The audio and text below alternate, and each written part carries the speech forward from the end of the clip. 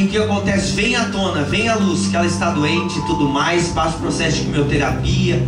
Eu repito isso porque tem gente nova que não sabe. 8 meses passou por isso. Não foi fácil, mas vencemos. Enfim, Deus rompeu muitas coisas. Mas agora ali sentado no sofá da minha casa, o Senhor fez eu lembrar essa história. E Ele disse para mim assim: Moisés, tu lembra o dia que eu fiz você parar na marra? Tu lembra quando te dei uma trava, te dei uma freada, e como você não queria parar e estava descontrolado, você e a Mari, eu dei uma só para que vocês parassem para poder me ouvir. E naquele dia, quando a gente soube disso, parou tudo. Os irmãos assumiram a igreja, nós seguimos trabalhando, falando, fazendo a obra de Deus. Não paramos, mas só que as motivações que eram desequilibradas, desenfreadas, começaram a ser cambiadas e ali mudada, né? Então começou uma nova história. Daí quando eu parei para pensar, eu posso perder minha esposa? Meu Deus do céu, o que me consolava é que, graças a Deus, até ali eu estava com 7 anos de casado. E eu olhei para trás e eu disse: poxa, eu aproveitei a minha esposa, eu aproveitei os dias do meu casamento e valeu a pena. Eu não posso olhar para trás e dizer assim: poxa, eu deixei a desejar e faltei com muitas coisas. Fui um pai ausente, um marido ausente.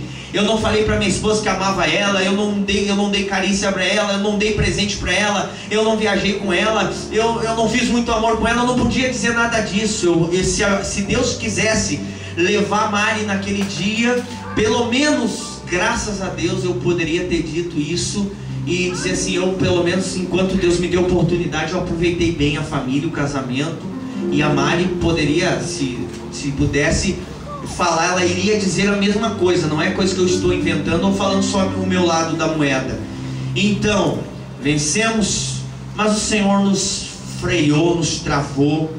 E o Senhor está mandando eu liberar essa palavra, porque Deus quer falar com pessoas que vieram aqui hoje, sabe? Você está se afogando, no teu conceito, está se afogando na tua ideologia de vida, está se afogando na tua razão, está se afogando no teu eu, está se afogando no teu orgulho. Por que eu estou usando o termo afogamento?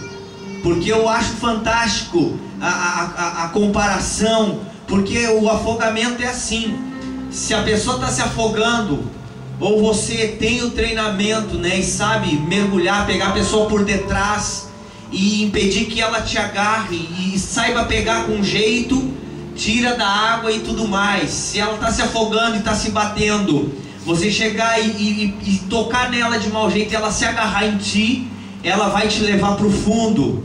Então, quando acontece isso, você é obrigado a dar um murro, a dar um soco. O Lucas já fez salvamento com o Carlos, né? Não sei se até não tem algum parente aqui hoje, né? Estava se afogando e o Carlos se agarrou nele e ambos iam se afogar. Ele teve que dar um soco no amigo dele e desmaiar um amigo dele para poder tirar ele da água, né, Lucas? Então é assim, desse jeito. Agora tem uma segunda opção. Se a pessoa está se batendo e você não tem a experiência nessa área, então você tem que esperar a pessoa desmaiar e torcer para que dê para reanimar ela. Deixa ela se afogar, desce uma vez, desce a segunda. Quando descer a terceira, ela não vai voltar, é natural isso, né? Quando descer a terceira, você mergulha, daí ela já está desmaiada, já está entrando, né, praticamente quase em coma, em convulsão, não sei. Vai lá e arranca ela da água e daí faz o primeiro socorro. É assim. E Deus, por vezes, Ele age de uma forma similar, parecida. Como assim? Às vezes Deus está vendo a gente se afogar e a gente está se batendo para tentar sobreviver, para tentar resolver os problemas, para tentar sair daquele problema, e está se batendo. E eu usei o termo agitação, inquietação, cobrança, razão, todas essas áreas naturais de desertos que o ser humano entra muitas vezes. E lá está a pessoa se batendo e Deus está vendo que ela vai se afogar. Às vezes Deus tem pressa e não quer ver aquela pessoa sofrer 10, 20, 30 anos. Daí Deus vai lá e faz como fez comigo com a Mari, vai lá e dá-lhe um soco e faz a gente desmaiar. E daí ele vai lá e tira daquele afogamento e começa a reanimar novamente. Às às vezes não, às vezes ele deixa a pessoa ir até o fundo do poço, desmaiar, perder tudo o que tem, como foi o caso do Rogério, né, que não tinha mais nada, não tinha saúde, não tinha mais praticamente nem a família, porque ele, quando recebeu, vamos dizer, suas últimas oportunidades, foi uma chance, porque a família já estava rejeitando, e ele foi no fundo do poço. Ele desmaiou. Quando ele desmaiou, que estava só couro e osso, né, com 37 quilos, daí ele resolveu ir para o centro de recuperação, né, com amor, não foi forçado nem obrigado. Estou falando isso porque tem gente aqui que precisa ouvir isso, porque tem endurecido o coração. Deus usou a irmã categoricamente para falar, e eu sei que não estamos falando com as paredes. Deus quer falar com pessoas aqui sobre vícios que você tem orgulho e não quer, né, passar pelo processo que Deus determinou.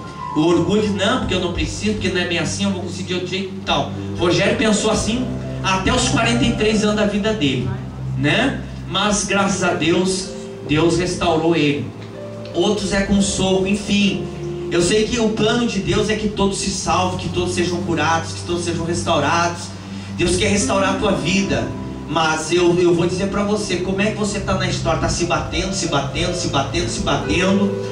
A primeira coisa que a gente faz com o Adãozinho lá, né, do Jardim do Éden, é achar um culpado, né? Adão achou logo a mulher ainda, não teve nem discrepância alguma, né? Nem a amada dele, a costela dele, a metade dele, ele perdoou. Então a pessoa, quando está em pecado, quando está na iniquidade, né, quando está na perversão, quando está afastada do plano de Deus, quando deixou a vergonha entrar dentro do seu coração, ele quer botar as folhas de figueira e se esconder. E quando Deus traz à tona o pecado, ele diz: não, foi essa mulher que tu me deu. Aí entrou o pecado no mundo. Houve a desobediência, mas o pecado nasceu concebido quando Deus chama Adão para tentar reatar a aliança com Adão, e diz: Adão, o que tu fizeste? Não perguntou para Eva. Deus sabia como aconteceu a historiazinha. Ele viu a Eva pegar o fruto, ele viu ela, vai lá, daí ele viu a serpente e tudo mais. Mas quando Deus chega para falar com Adão, ele diz assim: Adão, Adão, que mulher que eu fui arrumar para ti, né, Adão? É brincadeira, se deixou levar pela serpente, mas a serpente tinha que vir aqui no jardim, né, Adão? Adão, brincadeira, não devia ter deixado a serpente entrar aqui no jardim, né, Adão? Não, Deus vai lá e fala para Adão: Adão, o que tu fizeste? Ele não falou: Adão, o que vocês fizeram. Mas o homem caído, essa natureza do Adão, ela existe dentro de nós desde o momento em que nós estamos longe da cruz. E crentes, evangélicos, praticantes, simpatizantes, enfim, se você deixou o velho Adão lá, aceitou o novo Adão que é Jesus, você está na cruz. Você sair da cruz, automaticamente a velha natureza ela aflora numa velocidade da luz. Então cada vez que você tentar achar um culpado para o que está dando errado na tua vida, e você querer colocar um nós, né? O nós fizemos, foi nosso erro, enquanto que você, se porventura você é o responsável, aí você é o velho Adão. Então, entendamos que Deus vai cobrar de quem Ele colocou como cabeça. Tem mulheres que são mais inteligentes, tem mulheres que têm mais desenvoltura que seus maridos, mas não interessa para Deus. Deus sabe disso, e ela com sabedoria tem que edificar sua casa, porque quando Deus vier tratar com a família, Ele vai fazer que nem com Adão, Ele vai chamar o cabeça. Ele vai falar com o marido e vai dizer: você era o responsável, você era o cabeça sobre a tua esposa e sobre os teus filhos. Mas os homens, essa geração, vemos cada dia mais que é natural isso, né? As mulheres estão ocupando os espaços de trabalho, assumindo os compromissos em casa. Estamos vivendo uma geração em que as mulheres estão se sobressaindo.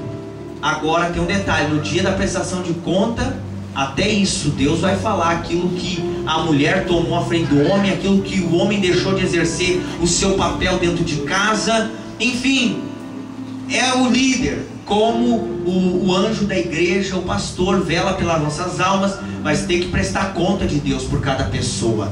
E não adianta cair fora. Às vezes eu também tento cair fora e dizer: não, Deus, fala com ele, Espírito Santo, pastoreia. Não, peraí, se é para o Espírito Santo fazer tudo, seu Moisés, então eu não preciso de ti lá na frente, cai fora. Então a gente tem que saber que existe uma autoridade sobre nós. E aí,